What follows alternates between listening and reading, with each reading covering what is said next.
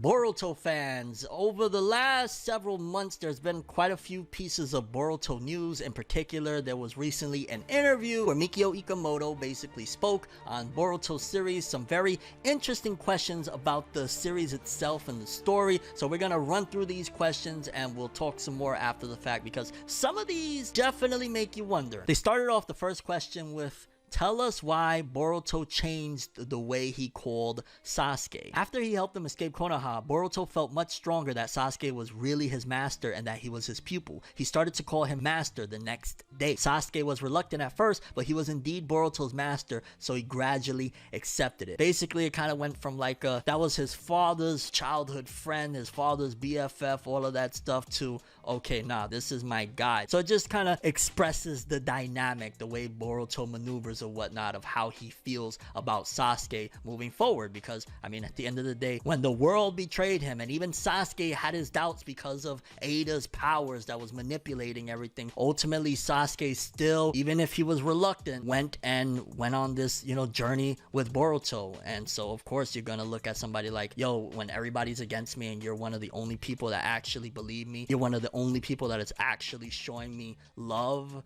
yeah dog, you him. So mad respect to that relationship in general. I love to see it. Oh, and don't forget to subscribe and hit that bell to get all notifications on my videos. You know you want to, so hit them buttons. Thank you so much. Then Ada and Damon have cosmic space motif accessories on them. Why? I wanted them to stand out from usual Boruto Naruto characters, and since there are two characters with extraordinary abilities, I thought a cosmic motif would suit their design. From my understanding, I think like Ada has, what is it, like Saturn designs on some of her clothing or whatnot. So I guess, okay, I kind of get the question. It's not something that I'm like, oh my goodness, but I understand kind of getting into the detail of these two characters, that they're very important to the story, even though it feels like they kind of came in a lot later to things, because at the end of the day, pretty much they came in towards the end of the anime's run for that matter, but they're still very much so important. So even the details like that are interesting to note, because at the end of the day, it contributes to their characters, their motifs, and in general who they are. Was the power Damon felt from Himawari actually Kurama's? Now this is a very big one, because I remember a lot of us were curious, that moment where Damon looked back and he was like, whoa, it almost looked like, not necessarily intimidated, because the way Damon maneuvers, it looks like homie just, you know, little homie got heart, you know what I'm saying, little homie, he's brave, but at the same time he was bewildered and shocked at Himawari. And a lot of us at that time, we didn't even know about the Kurama chakra yet, and we was just kind of like,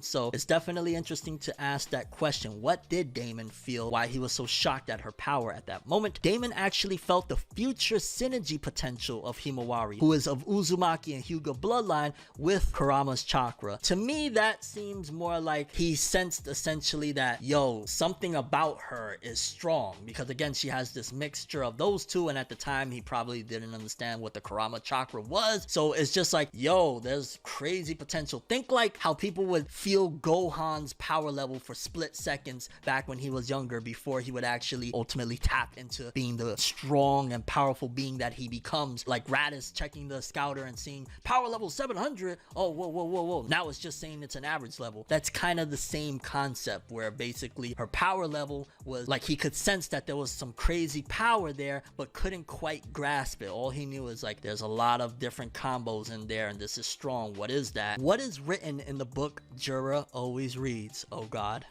Let's see. It's actually Jura's personal notebook. It contains various informations, daily discoverings, things that interest him or is curious about. It's an important tool for him to keep track of the growing mass of information he learns on a daily basis. I feel like that right there is a massive setup, that if something happens to that notebook, or even somebody tries to play with his notebook, it's gonna be a problem. You mess with homie's notebook, you're gonna feel the wrath of Jura, because if this is something that, you know, we see that the Divine Tree people, especially Jura, they're in seek of knowledge. They want to understand what is love, all of these things that they're interested in and whatnot. So if somebody attacks that book, let's just say him and Boruto go at it and the book gets damaged, or Boruto tries to take the book from him or whatnot, it's gonna be a massive problem, because that is clearly very important to him, that notebook. During his talk with Amado, Boruto sees a glimpse of the future. Is it related to Koji's ability, the 10 directions pre-science? That's definitely a good question, considering the fact that Koji's ability has been a game changer for the entirety majority of the series. Everything changed ever since we've seen Koji's ability. Let's find out what this is about. Is one of Momoshiki's personal abilities. It allows him to see bits and fragments of the future. It may seem similar to Koji's ability in some ways, but unlike pre-science, it's not a shinjutsu and considered inferior in terms of performance. And that makes total sense, because just think about it. One of the big things where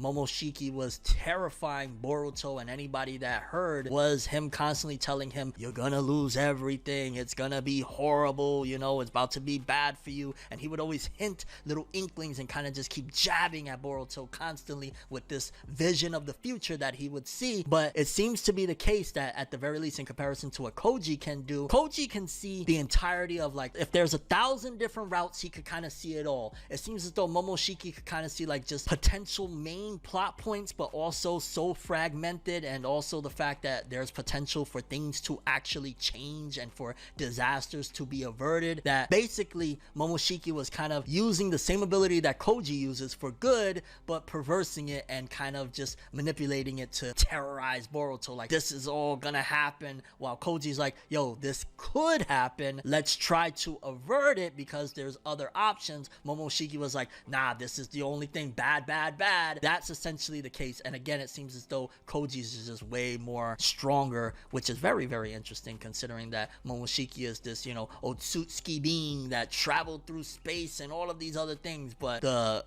ability that was gifted to him via Amado, Kashin Koji, his ability to see, well, we say gifted, but we're not sure of all the technicalities of how this ability came to be, considering it was born after the fact of the battle against Ishiki Otsutsuki. Ultimately, it's interesting that Koji's ability just trumps whatever Momoshiki can do. This one right here is interesting, but I also want to throw some type of my own pushback to it. And that's the question where they ask, where does and how does Himawari live after part 1, essentially after all of the things that happen with Naruto and Hinata, where essentially they get put in that, you know, dreamlike state. At her own request, she lives alone in her family's home. She feels that they will somehow return and wants to protect their home until they return. I'm gonna throw pushback that there were definitely some people around there, so while her parents were asleep, ultimately she was still fine and taken care of. I mean, they probably are trying to play it more along the lines of, you know, think Naruto as he was coming up, that pretty much he was on his own in the, you know, apartment that he was in, and how Hiruzen never really was there like that. So it seems as though they 110% are trying to make Himawari closer to her father, while of course Boruto is closer to like Sasuke, where Boruto wants to be more like Sasuke. Himawari's life is reflecting more of her father, you know, the Kurama chakra inside of her, the kind of being a little more alone than, you know, a lot of her peers or whatnot. So definitely it's adding those type of elements to kind of make her more like her father, but at the same time that just makes the character 10 times more interesting. And why I've always said, it seems as though ever since we hit the curve of the Boruto story, the female characters just became not only more important, but the writing of them has just become so interesting. Whereas, like, for example, Sarada Gaiden, that was something of a fascinating, you know, one-shot story or mini manga. And then this Himawari character, ever since the time skip, is like, you know, the Kurama chakra, her having to deal with everything that happened, you know, moving forward. Like, there's been so many interesting elements, and she's more like a Gohan type of character. And if anybody knows how epic and awesome Gohan from Dragon Ball Z is, then you understand that she reflects more of like Son Gohan. What's Kawaki's favorite taiyaki flavor? Alrighty then, not a question that I would personally ask, but at first he liked the chocolate taiyaki the best, but it didn't take long for him to settle down with bean paste flavor. And all I will respond to that with is cool beans. How do Hito's Shinjus get personalities? For example, Ryu's personality is nothing like Shinki. So essentially, how do the Divine Tree people get their personalities? Everyone has two faces, the one they show to the public and the one you keep for yourself. Something very useful to live in society. Since these Shinju had just been born not too long ago, they don't have this notion. They are thus primitive and true to their instincts. Even if they give a different vibe from their original selves, this may be a hint to the original's true personality. That is kind of cray-cray if you think about it. Basically, he's speaking from a metaphorical standpoint, which I love the depth that Ikemoto adds to these things, because as we've already spoke on several occasions, Kishimoto adds the overall picture and Ikemoto inks everything in and connect from dot A to B to C to D, etc., etc. Ultimately, that's how, you know, this whole thing comes about. So when you get layers like this where he's talking about like society and the mask that people walk around with, that is very fascinating to say the least, which also makes me think, wow, so it kind of makes sense. Like, look at Moegi, for example, with her counterpart. With Moegi, she definitely has something there for Konohamaru, but keeps it at bay because of the image and because, you know, she's a jonin and all of these different aspects.